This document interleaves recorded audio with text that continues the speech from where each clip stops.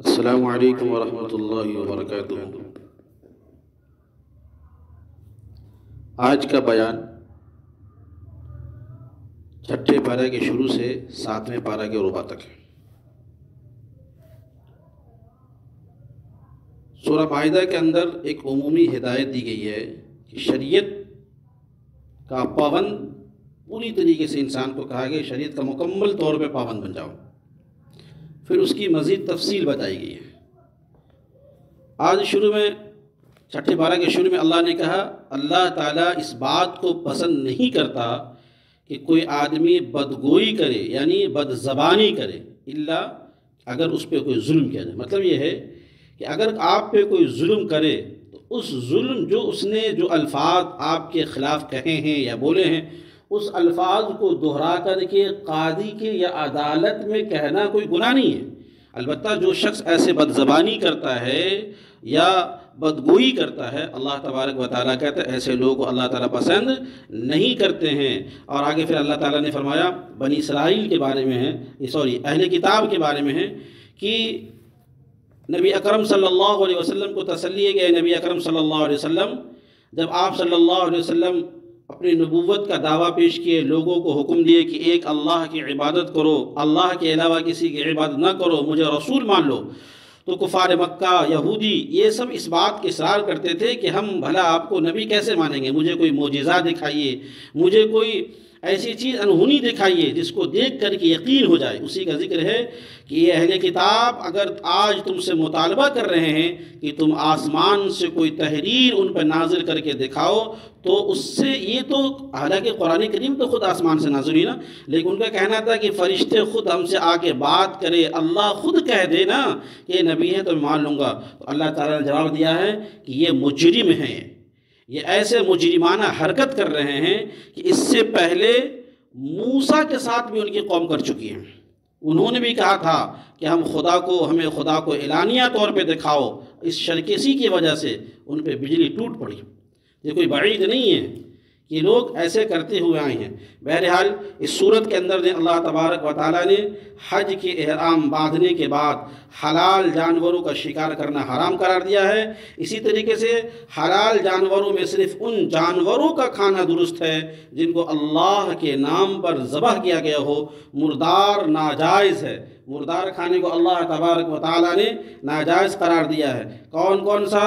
خنزیر کا، سور کا گوشت، اور اسی طریقے سے خون، اسی طریقے سے وہ جانور جو گلا گھوٹ کر یا چوٹ کھا کر مر گیا، یعنی ایک جانور ہے اس کو انسان کوئی چھت سے گر گیا، اوپر سے گر گیا، مر گیا، تو اب وہ جانور کو نہیں کھائیں گے، چہ جائے کہ وہ جانور حلال ہے، حلال جانور ہے، لیکن وہ گر کے مر گیا، کہیں حادثے کا شکار ہو گیا، ایکسیڈنٹ کر گیا، وہ مر گیا ہے، تو وہ جانور کھانا درست نہیں ہے۔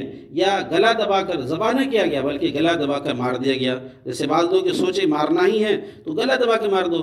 تو چونکہ دیکھیے میں آپ کو پہلے بتا چکا ہوں کہ اسلام نے جو جانوروں کے ذبح کرنے کا حکم دیا ہے اس کے اندر اللہ تبارک و تعالیٰ کی بڑی مصلحت چھپی ہوئی ہے۔ اس لیے کہ آپ مجھے بتائیں کہ ہم میں اور آپ میں اگر کوئی شخص بیمار ہوتا ہے تو ڈاکٹر کے پاس جاتے ہیں تو ڈاکٹر ہم سے اور آپ سے یہ نہیں کہتے ہیں کہ آپ اپنے جسم کے فلاں حصے کا گوشت کٹوا کر چیک کروائیے، الا کبھی ضرورت ہوتی تو کرواتے ہیں، لیکن عام طور پہ آپ اگر بیمار ہوتے ہیں تو ڈاکٹر یا اطباء آپ سے بلڈ چیک اپ کا حکم دیتے ہیں، یعنی خون چیک کرائیے۔ اس خون کے اندر آپ کی بیماری کا پتہ چلتا ہے کہ آپ کے اندر کون سی بیماری ہے، لہذا اس سے پتہ چلتا ہے کہ ہمارے خون کے اندر بیماری جو ہوتی ہے وہ خون کے اندر اثر ہوتی ہے۔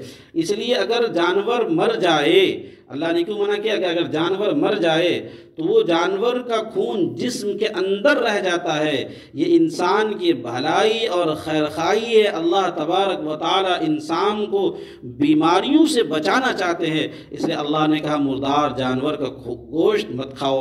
اب ہم لوگ ذبح اس لیے کرتے ہیں، حکم یہی ہے کہ جب جانور کو ذبح کیا جائے تو ذبح کرنے کا مقصد ہے خون بہانا، جسم سے جانور کے خون نکل جائے، اس لیے حکم ہے کہ جانور کو جب ذبح کرو تو اس کو تھوڑا تڑپنے دو۔ بہت جلدی عام طور پہ لوگ کھال اتارنا شروع کر دیتے ہیں جو درست نہیں ہے، اس کو تھوڑا تڑپنے دیجیے، پاؤں کھول لیے، جسم سے پورا خون نکل جائے، تب جا کر کے اس کا کھال وغیرہ نکالے۔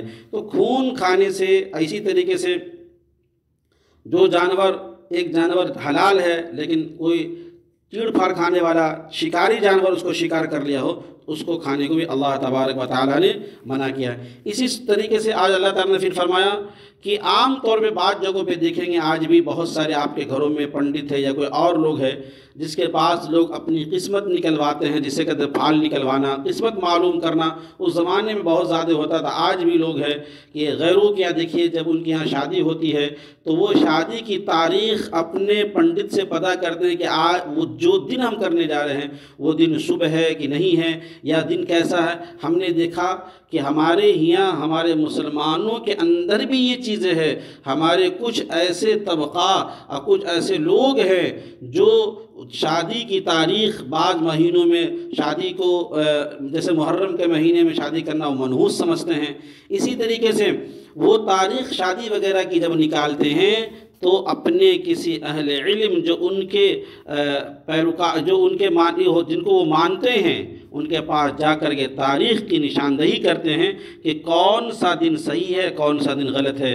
تو اسی کو، یہ سب چیزوں کو اللہ نے حرام قرار دیا ہے اور حکم دیا کہ تم جس دین پہ ایمان رکھو، جس کو اب اللہ نے مکمل کر دیا، الیوم اکملت لکم دینکم واتممت علیکم نعمتی ورضیت لکم الاسلام دینا، کہ اللہ نے دین کو اور شریعت کو مکمل کر دیا ہے۔ اب اس کے اندر کوئی ذرہ برابر گنجائش نہیں ہے کہ انسان اپنی قسمت کے بارے میں یا کسی چیز کی، ہم نے آپ کو سورہ بقرہ کے شروع بتایا تھا کہ ایمان بالغیب، ایمان بالغیب یہی ہے کہ انسان اپنے تقدیر پہ یقین رکھے اور وہ بلا وجہ پھال کھلوانے ان سب چیزوں سے، جب تقدیر پہ یقین نہیں ہوگا تو یہی سب کام کرے گا۔ اس لیے تقدیر پہ یقین ہونا، اللہ کے ذات پہ بھروسہ ہونا، یہ بہت ضروری چیز ہے۔ اس زمانے میں بھی لوگ پھال کھلواتے تھے، جاتے تھے پنڈتوں کے پاس یا اپنے جو ان کے علماء ہوتے تھے، تو اللہ تبارک و تعالیٰ نے ان کو منع کیا ہے کہ شرعی پابند بن جاؤ، دین مکمل ہو چکا ہے۔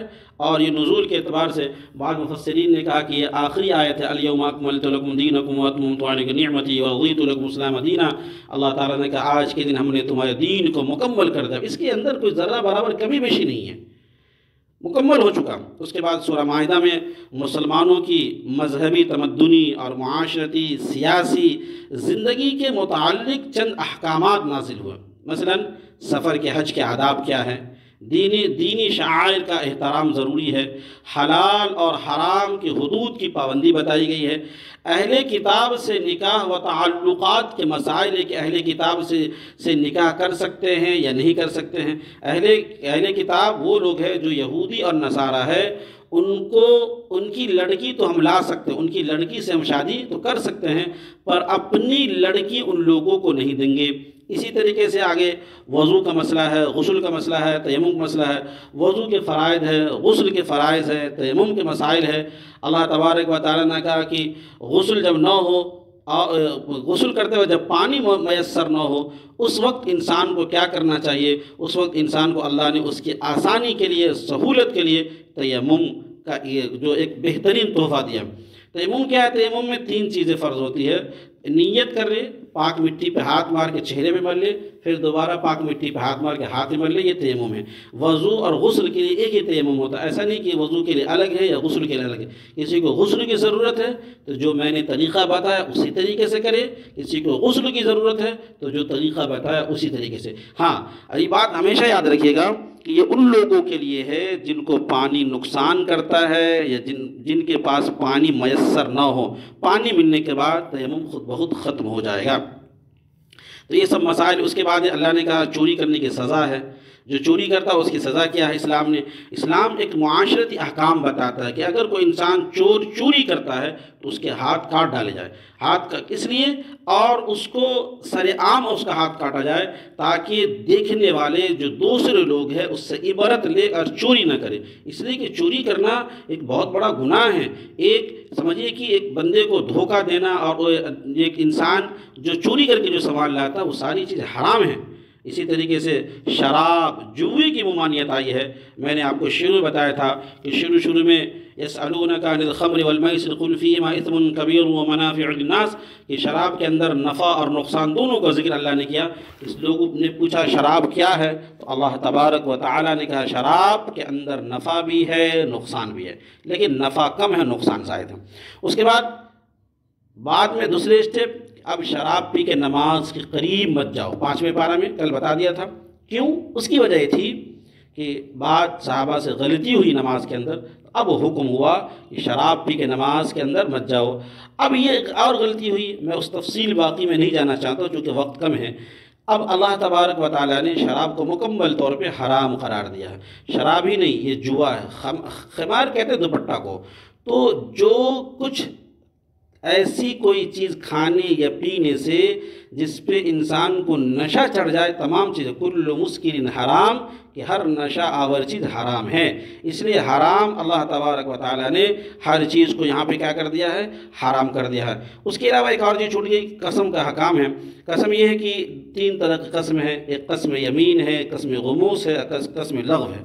یاد رکھیے قسم لغو وہ قسم ہے جو انسان جس کا تکیہ کلام بن جاتا، بات میں قسم کھانا، چھوٹی چھوٹی باتوں پہ قسم کھانا، تو ایسی قسم نہیں کھانی چاہیے، چونکہ انسان بے وقعت ہو جائے گا، معاشرے کے اندر اس کی کوئی حیثیت نہیں رہے گی جو انسان چھوٹی چھوٹی باتوں پہ قسم کھاتا ہے۔ پر اس پہ اللہ تبارک و تعالیٰ کے یہاں کوئی مواخذہ نہیں ہوگا اور نہ اس کے توڑنے پہ کوئی کفارہ ہے۔ دوسری قسم ہے قسم غموس۔ غموس کہتے ہیں جھوٹی قسم کھانا، آپ نے کوئی کام نہیں کیا اور قسم کھا لی، قسم سے میں نے یہ کام کیا، قسم سے میں یہ کام کر چکا ہوں، یہ کام میں نے کیا، تو اس کو قسم غموس کہتے ہیں۔ اور اس پہ کوئی کفارہ تو نہیں ہے، البتہ یہ بہت بڑا گناہ ہے اور یہ کبائر گناہ میں سے آتا ہے۔ تیسری قسم ہے قسم یمین منعقد، یعنی آئندہ کوئی کام کرنے کا ارادہ ہو، آپ نے قسم کھا لی کہ میں یہ نہیں کروں گا، پھر آپ نے قسم کو توڑ دی، تو اب اس کے لیے کفارہ دینا پڑے گا۔ کفارہ یہ ہے کہ آپ جو ہے 10 مسکین کو کھانا کھلائیں، 10 مسکین کو کھانا کھلائیں، یا 3 دن روزہ رکھے، یا ایک غلام آزاد کرے، یا ایک کسی غریب کو کپڑا پہنا دے۔ یہ وہ چیزیں ہیں جو قسم توڑنے پہ۔ اب ایک چیز اور یاد رکھیے، قسم کس کی کھانی چاہیے؟ آج کل ہمارے معاشرے میں لوگ قسم کھاتے ہیں، آنکھ کی قسم، تیری ماں کی قسم، تیری اس کی قسم، اس کی قسم، مسجد کی قسم، قرآن کی قسم، یہ حرام ہے۔ حدیث من حلف بغیر اللہ فقد اشرک، کہ جس نے اللہ کے علاوہ کسی اور کی قسم کھائی گویا اس نے شرک کیا۔ تو اللہ کے علاوہ کسی اور کی قسم نہیں کھانی چاہیے چونکہ یہ بہت بڑا گناہ ہے۔ اس کے علاوہ یہ ہے، میں نے شراب کے بارے بتا دیں کہ شراب کے احکامات ہے کیا کیا ہے، اور اس کے بارے میں کہ یہودیوں کے بارے میں ہے کہ جو عیسائی تھے ان کا عقیدہ تھا تثلیث کا، یعنی وہ 3 خدا کو مانتے تھے، تو ان کی تردید کی گئی ہے کہ اللہ تبارک و تعالیٰ ایک ہے، اللہ کے علاوہ کوئی معبود نہیں۔ اور پھر آخر میں اللہ تبارک و تعالیٰ نے کہا بالخصوص کہ جب میدان محشر یوم یجمع اللہ الرسل فیقول ماذا اجبتم، کہ کل محشر میں تمام لوگ اکٹھے ہوں گے، تمام لوگوں سے اللہ تبارک و تعالیٰ پوچھیں گے، تمام انبیاء سے، کہ آپ جب گئے اپنی امت میں، آپ نے جب تبلیغ کرنے گئے تو آپ کی امت کی طرف سے کیا جواب ملا، آپ کی امت نے کیا جواب دی؟ سب لوگ کہیں گے اللہ تعالیٰ بہتر جانتے ہیں۔ اللہ تبارک و تعالیٰ حضرت عیسیٰ علیہ السلام سے پرسنلی پوچھیں گے، اے عیسیٰ ہم نے تم کو بے شمار نعمتیں دی تھی، چھوٹے تھے، ماں کے گود میں تھے، تجھے میں نے بولنا سکھایا۔ یعنی عیسیٰ علیہ السلام اس وقت ان کی ماں پہ جو الزام لگا، عیسیٰ علیہ السلام اس کے دفاع میں بولے، قال انی عبد اللہ آتانی الکتاب وجعلنی نبیا، سورہ مریم میں واقع آئے گا کہ اللہ نے کہا میں تجھے ماں کے گود میں بولنا سکھایا۔ عیسیٰ علیہ السلام کو اللہ تبارک و تعالیٰ جو بہت سارے معجزات عطا کیے تھے کہ اگر کسی انسان کو برص کی بیماری ہو اس کے جسم پہ ہاتھ پھیرتے تھے تو بیماری دور ہو جاتی تھی۔ اسی طریقے سے کوئی انسان مادرزاد اندھا ہو، یعنی پیدائشی طور پہ وہ اندھا ہو، اس کے آنکھ پہ ہاتھ پھیرتے اس کی روشنی لوٹاتی تھی، مردوں کو زندہ کرنا، مٹی سے پرندہ بنا کے اس میں پھونک مارتے اس کے اندر روح آ جاتی۔ اللہ تبارک و تعالیٰ ان تمام جو نعمتیں دی ہیں اس کے بعد اللہ عیسیٰ علیہ السلام سے پوچھیں گے کہ میں نے تم کو جو یہ نعمتیں دی، اس کے بعد مجھے یہ بتاؤ کہ اللہ تبارک و تعالیٰ کی ان نعمتوں کے بعد اتنی سارے نعمتیں دی، تمہاری امت نے یا تمہارے ماننے والوں نے کیا ملا؟ چونکہ جو بھی معجزات تھے ان کی عیسیٰ علیہ السلام امت کے لیے کیا جواب دیا؟ اب چونکہ عیسیٰ علیہ السلام کو اللہ تبارک و تعالیٰ اس لیے پوچھیں گے چونکہ عیسائی یہ کہتے ہیں کہ عیسیٰ علیہ السلام اللہ کے بیٹے ہیں۔ ایک بتانا یہاں پہ یہ بھی مقصد ہے کہ اگر اللہ تبارک و تعالیٰ کے نعوذ باللہ بیٹے ہوتے تو اللہ اپنے بیٹوں سے سوال کیسے کرتے؟ حالانکہ اللہ تعالیٰ تو پاک ہے۔ کہ اللہ تعالیٰ قرآن کریم میں کہتے ہیں قل هو اللہ احد اللہ الصمد لم یلد ولم یولد ولم یکن له کفوا احد۔ اس لیے قرآن میں آتا ہے اللہ تعالیٰ کہ تکاد السماوات یتفطرن من وتنشق الارض وتخر الجبال هدا۔ جو اللہ تبارک و تعالیٰ میں الزام لگاتے ہیں کہ ان کے پاس کوئی اولاد ہے، ایسا لگتا ہے کہ آسمان میں شغاف ہو جائیں گے، زمین پھٹ جائے گی، یہ اللہ تعالیٰ جلال میں کہہ رہے ہیں۔ تو اللہ تبارک و تعالیٰ عیسیٰ علیہ السلام سے اس لیے ان کا ذکر ہے کہ عیسیٰ علیہ السلام اللہ کے بیٹے نہیں ہیں۔ اس لیے اگر اللہ کے بیٹے تو اللہ ان سے کیسے سوال کرتے؟ عیسائیوں کا چونکہ یہ عقیدہ ہے کہ ہم عیسیٰ اللہ کے بیٹے، ہم ان کے چہیتے ہیں، اللہ تبارک و تعالیٰ ہم کو عذاب میں نہیں ڈالیں گے۔ اللہ تعالیٰ اگر عذاب دیں گے تو ایام معدودات، گنے چنے چند دن عذاب آئے گا، پھر ہم بچ جائیں گے۔ تو اس لیے عیسیٰ علیہ السلام خاص کا ذکر ہے کہ ان عیسائیوں کو سمجھ میں آ جائے کہ اللہ تبارک و تعالیٰ عیسیٰ علیہ السلام کو جو نعمتیں دی ان کے بارے میں ان سے سوال پوچھے، ہر نبی سے، ہر انسان سے سوال پوچھا جائے گا۔ اس لیے میرے دوستو، سب سے بیسک چیز ہمارا عقیدہ درست ہونا چاہیے، اللہ کے بارے میں، انبیاء کے بارے میں، فرشتوں کے بارے میں، آخرت کے بارے میں۔ یہ عقیدہ بیسک ہمارا کانسیپٹ بہت کلیئر ہونا چاہیے۔ اگر کانسیپٹ کلیئر نہیں ہے، ہمیں بیسک جو عقائد ہے وہ مضبوط نہیں ہے، تو پھر اوپر عمارات مضبوط مستحکم نہیں ہوگی۔ اس لیے پہلے اپنے عقیدوں کو، بعض اپنے بچوں کو کانوینٹ اسکول میں پڑھاتے ہیں جہاں اس طرح کی تعلیم دی جاتی ہے، اپنے بچوں کو بتائیے کہ اللہ کون ہے، رسول کون ہے، فرشتے کون ہیں، کس کا کیا مقام ہے، اور اللہ تنہا ہیں، ان کے پاس نہ کوئی اولاد ہے، نہ بیٹا ہے، نہ بیٹی ہے، نہ بیوی ہے، نہ بچے، ان کو کسی چیز کی ضرورت نہیں ہے، وہ ہمیشہ سے اور ہمیشہ رہیں گے۔ یہ اپنے بچوں کو تعلیم دیجیے، سمجھائیے کہ جو حالات ہے، جو اس کل بہت سے بچے کانوینٹ اسکول میں پڑھتے ہیں تو ان کو اس طرح کی باتیں ذہن میں ڈالی جاتی ہے، بچے تشویش کے شکار ہوتے ہیں، بچے آگے چل کے مرتد ہوتے ہیں، تحریہ کے شکار ہو جاتے ہیں۔ اس لیے اپنے بچوں کو سمجھانے کی ضرورت ہے، اور بے کریم ہم سب کو کہنے سننے زیادہ عمل کرنے کی توفیق عطا فرمائے۔ آمین وآخر دعوانا الحمدللہ رب العالمین۔ السلام علیکم۔